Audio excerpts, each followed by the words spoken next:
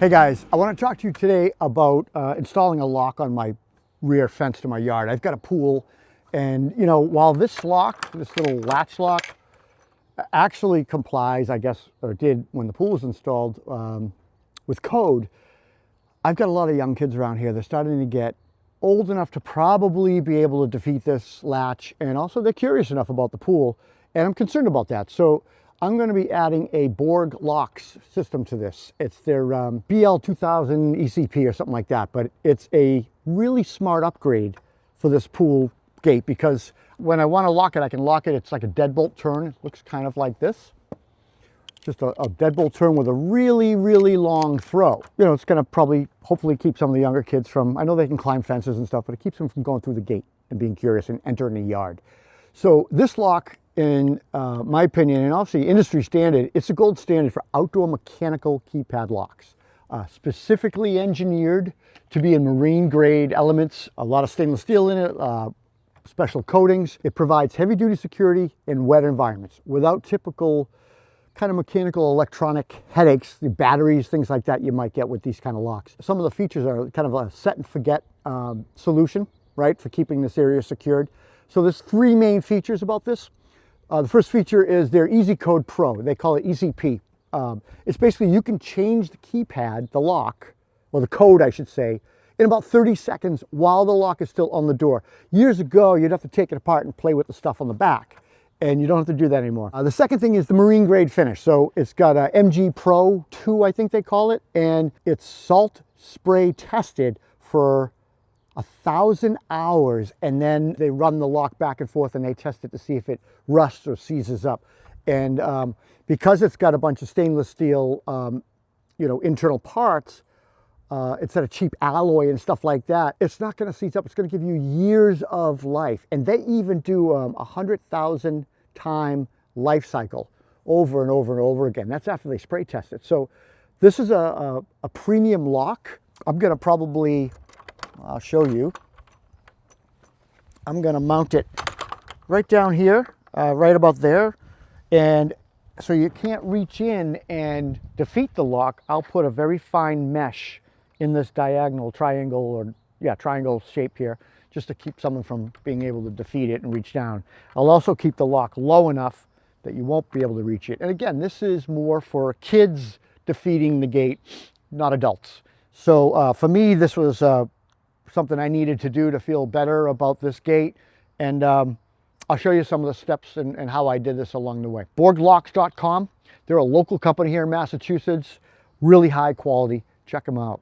Okay, first thing I want to do is put on my template. Nice to have a template because then you don't have to, it takes a lot of the guessing out for drilling the holes and stuff. I'm going to be right around here because I want to be low enough.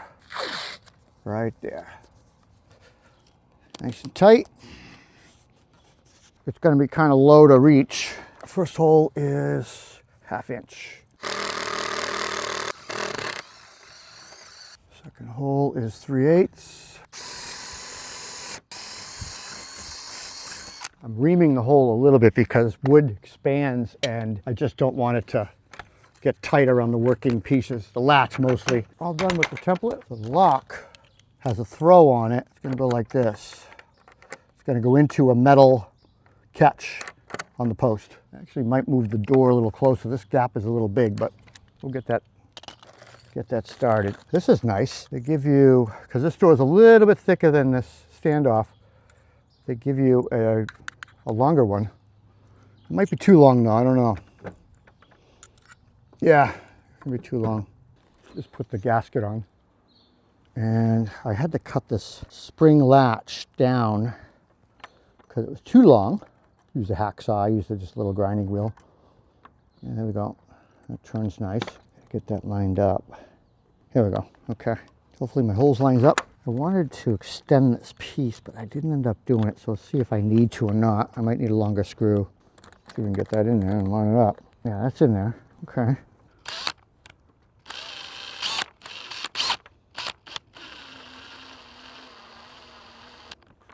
Nice compression on the rubber. It's like a gasket.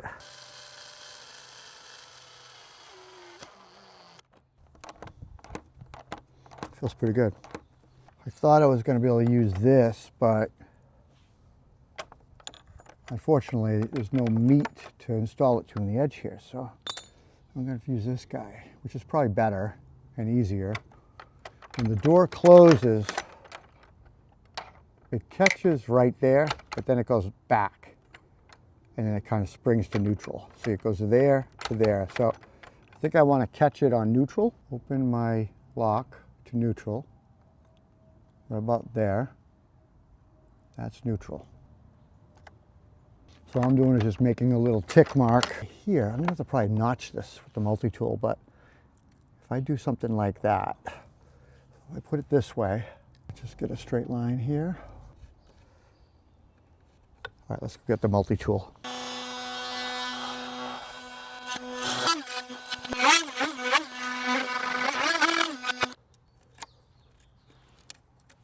Yeah, just like that. So this could go in, right? So it's got to be a little deeper, a little higher. Oh yeah, we got to go all the way through. And I do probably need a knife or a chisel.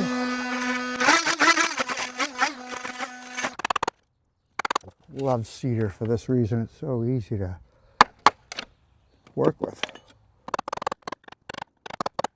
Beautiful.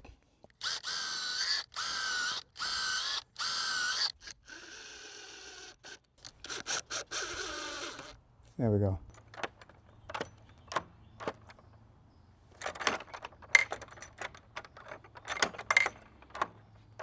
I'll keep the kids out.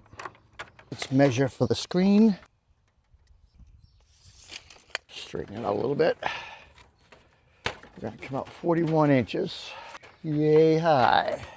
Make a little black line here so I can reference where I'm cutting.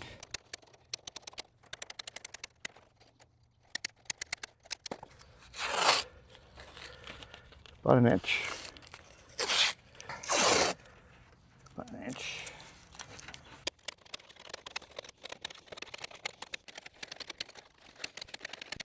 All right, we're gonna bend it now.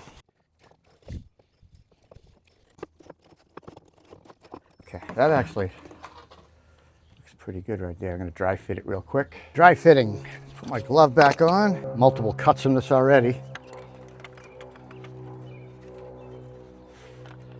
Yeah, spray paint that black.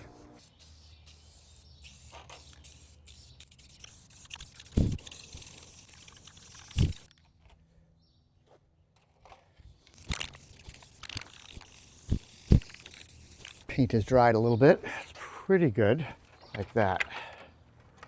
I'll have to screw it in. Maybe I'll nip these so they don't stick out.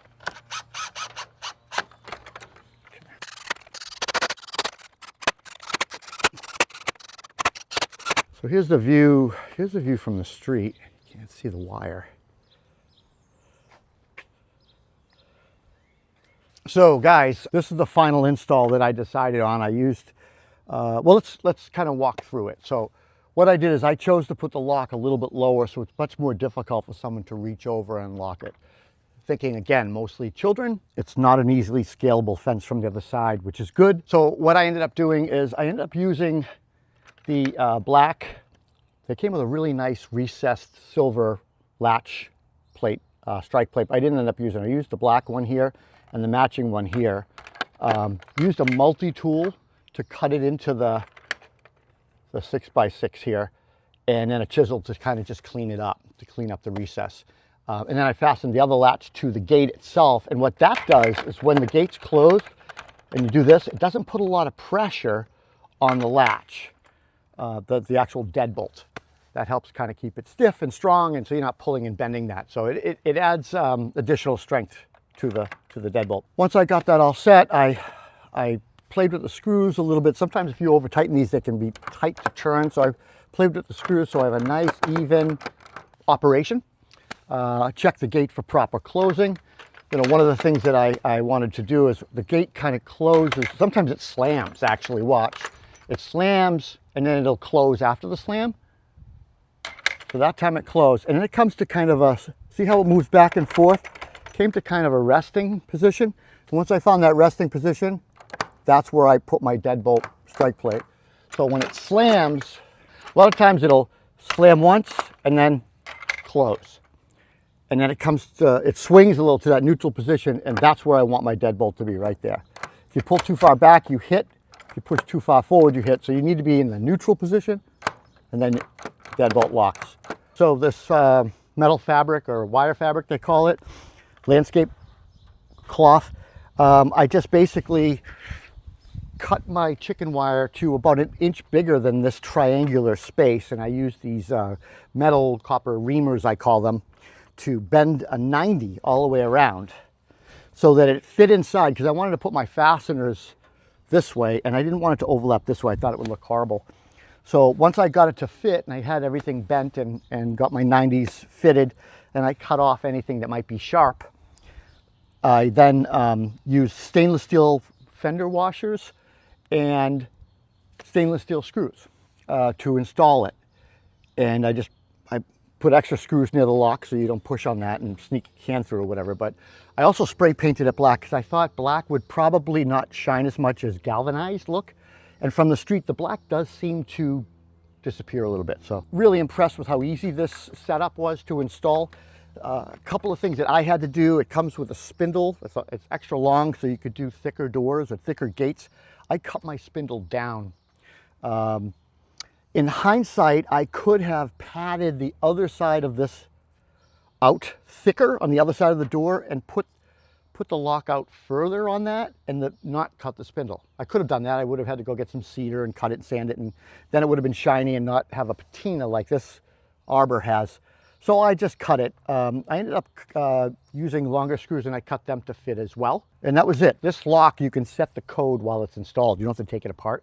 So I set my code to what I want it to be. It's all mechanical. There's no batteries, no electronics. It's marine grade finish, stainless steel components. It's designed to be in the rough elements. It's right next to a saltwater pool. It's going to give me the added security that I need or I wanted for my well-being, I guess. Anyway, I hope you enjoyed this. It was a quick install review. The Borg lock system is fabulous. They do a really, really nice job. Robust, highly detailed, nice finish. I can't recommend it higher. So I'm Rob Robillard. Thanks for watching, everybody. If you liked the video, just give me a thumbs up. Leave me a comment if you've ever used these mechanical locks before. If you've ever used these ones that you don't have to take apart to change the code, that's one of the best features. And then please subscribe. We need your support. Take care.